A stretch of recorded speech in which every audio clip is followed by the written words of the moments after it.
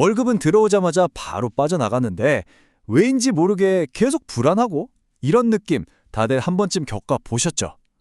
오늘은 바로 그 느낄 수 없는 위기가 대체 뭔지, 그리고 이 새로운 경제 시대에 우리 재무 상태를 어떻게 싹 뜯어 고쳐야 하는지 알아보겠습니다. 이 말이 지금 우리 상황에 정말 딱 들어맞는 것 같아요. 특히 매달 꼬박꼬박 월급을 받는 직장인분들은 지금 경제가 어렵다고는 하는데 막상 잘 체감이 안 될 수 있거든요. 하지만 바로 그 점 때문에 더 무서운 거예요. 위기라는 걸 인지조차 못하는 것, 그것이 바로 진짜 위기의 시작이니까요. 자, 그럼 첫 번째로 이 안정적인 월급이라는 착시현상 뒤에 도대체 어떤 보이지 않는 위기가 숨어 있는지 그 정체부터 한번 파헤쳐 보겠습니다. 네, 바로 이거예요. 지금 우리가 겪는 위기는요, 예전에 IMF 때처럼 어느 날 갑자기 쾅 하고 터지는 심장마비 같은 급성 질환이 아니라는 겁니다. 오히려 당뇨병처럼 서서히 야금야금 우리 경제를 망가뜨리는 만성 질환에 가깝죠. 이게 무슨 뜻이냐면요, 당장 수술 한 번으로 끝나는 게 아니라 오랜 시간에 걸쳐서 식단 조절하고 운동하듯이 아예 체질 자체를 바꿔야만 극복할 수 있는 그런 위기라는 거예요. 근데 이게 단순히 개인의 문제일까요? 절대 아니죠. 가계, 기업, 정부, 우리 경제를 떠받치는 이 세 기둥이 동시에 무너지고 있는 퍼펙트 스톰의 실체를 지금부터 진단해 보겠습니다. 네, 바로 가계, 기업, 그리고 정부. 이 경제의 세 주체가 어떻게 동시에 삐걱거리면서 이 거대한 퍼펙트 스톰을 만들어내고 있는지 하나씩 짚어보죠.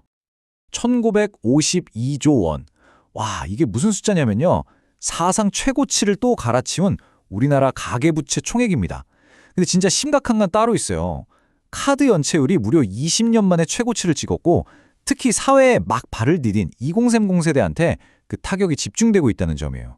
이게 그냥 뭐 사고 싶어서 낸 빚이 아니라 당장 생활비가 없어서 생긴 빚이 늘고 있다는 거거든요. 이건 우리 가계의 소비 여력이 이제 정말 바닥을 보이고 있다는 아주 명백한 신호입니다. 문제가 가계에만 있는 게 아니에요. 우리는 불황에도 끄떡없어 하던 회사들까지 무너지고 있잖아요. 새벽 배송으로 한때 정말 잘 나갔던 유니콘 기업부터 시작해서 경기를 잘 안 탄다고 알려졌던 대형마트 같은 곳들도 힘들어하고요. 심지어는 LG전자 같은 초우량 대기업마저 희망퇴직을 받았다는 건 정말 충격이죠. 이 위기가 이제 기업 부문, 그것도 아주 튼튼하다고 믿었던 대기업들까지 얼마나 깊숙이 파고들었는지 보여주는 대목입니다. 자, 문제 진단은 여기까지 하고요. 이제부터가 진짜 중요합니다. 이 위기를 극복하기 위한 처방전, 우리 개개인이 당장 실천할 수 있는 3단계 구조조정 계획을 알려드리겠습니다. 핵심은 딱 이 세 가지입니다. 자산, 소비, 그리고 소득. 이 세 가지 영역을 어떻게 완전히 재편성해야 이 지긋지긋한 만성질환 같은 위기를 이겨낼 수 있을지 지금부터 하나하나 아주 구체적으로 뜯어보겠습니다. 자, 첫 번째는 자산 구조 조정입니다. 지금 이 표를 보시면 돈의 흐름이 좀 이상하다는 걸 느끼실 거예요. 돈이 전부 양쪽 극단으로만 쏠리고 있어요. 주식이나 일부 투기성 부동산 같은 아주 고위험 자산, 아니면 반대로 예금이나 채권처럼 극도로 안전한 자산, 이 둘 중 하나로만 가고 있다는 거죠. 정작 우리 경제에 피가 되고 살이 되는 창업 같은 중위험 중수익 투자는 씨가 마르고 있고요. 많은 분들이 아마 자산의 80에서 90%를 부동산 하나에 몰빵하고 계실 텐데 지금 같은 위기 상황에서는 이게 정말 위험할 수 있습니다. 과감하게 부동산 비중을 좀 줄이고 우리 경제를 살리는 생산적인 금융자산 쪽으로 눈을 돌리는 결단이 필요합니다. 자, 여기서 질문 하나 드릴게요.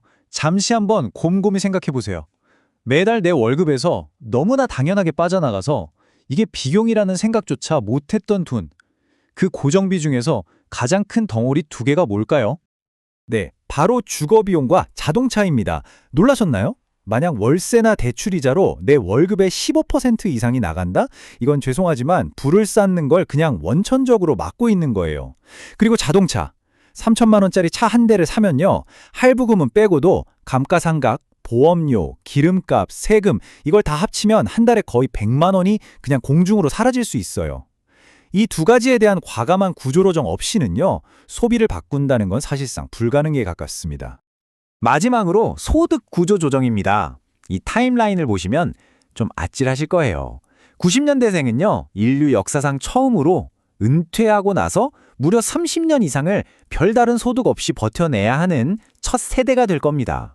지금 내가 다니는 직장 하나만으로는 절대 감당할 수 없는 시간이죠. 60세에 은퇴한다고 끝이 아니라는 거예요.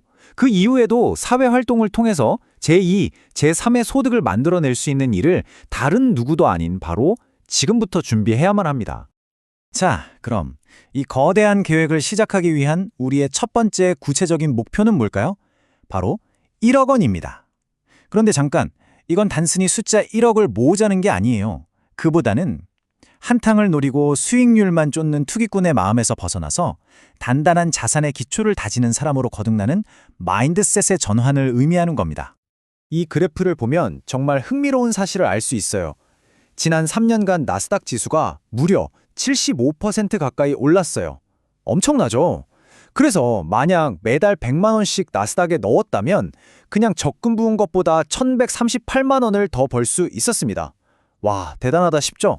근데 앞으로 3년도 과연 그럴까요? 그건 아무도 모르죠.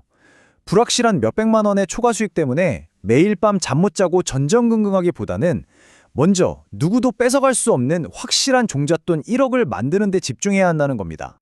투자의 현인이죠. 워렌 버핏의 평생 파트너였던 찰리 먼거가 이런 말을 했습니다. 인생에서 가장 중요한 건 첫 10만 달러, 우리 돈으로 약 1억 원을 버는 거라고요. 왜냐하면 이 첫 번째 큰 돈을 모으는 과정이 가장 힘들고 또 가장 중요하기 때문입니다. 이 험난한 고개를 한번 넘고 나면요, 돈을 대하는 태도와 그걸 다루는 근육이 완전히 달라지거든요. 이게 불가능해 보이나요? 아니에요. 그렇지 않습니다. 매달 158만 원씩 5년을 모으거나 아니면 처음엔 좀 부담스러우니 95만 원으로 시작해서 매년 저축액을 조금씩 늘려가면 7년 안에 충분히 도달할 수 있는 목표입니다. 여기서 중요한 건 수익률 몇 퍼센트가 아니라 포기하지 않는 끈기와 지구력이에요. 이 과정은 단순한 돈 모으기가 아니라 돈을 다루는 금융 근육을 단련하는 헬스와도 같아요. 이 과정을 끝까지 완주한 사람은요, 상위 20%에 속하는 비범한 사람이 되는 거고요. 그렇게 단련된 사람은 절대 쉽게 재테크에 실패하지 않습니다. 자, 이제 어떻게 해야 할지 머리로는 다 알게 됐습니다. 그럼 마지막으로 가장 중요한 것, 열정을 기다리지 말고 행동으로 오늘 당장 시작하는 법을 알아보겠습니다. 그래서 핵심은 바로 이겁니다. 많은 분들이 열정이 좀 생기면 해야지 라고 생각하시는데 순서가 완전히 틀렸어요. 열정은 가만히 앉아서 기다리는 감정이 아니라 행동의 결과물입니다. 일단 뭐라도 시작하는 그 작은 행동을 하잖아요? 그럼 신기하게도 없던 열정도 막 생겨나게 됩니다. 자, 이 이야기가 끝나고 나서 여러분이 실천할 단 하나의 행동은 무엇인가요? 거창할 필요 전혀 없습니다. 그냥 오늘 저녁에 청년도약 계좌 조건 한번 검색해보는 것, 아니면 내 카드 명세서 보면서 불필요한 고정비가 뭐 있는지 한번 계산해보는 것, 바로 그 작은 행동 하나가 여러분을 이 보이지 않는 위기에서 구해낼 가장 강력한 무기가 될 겁니다.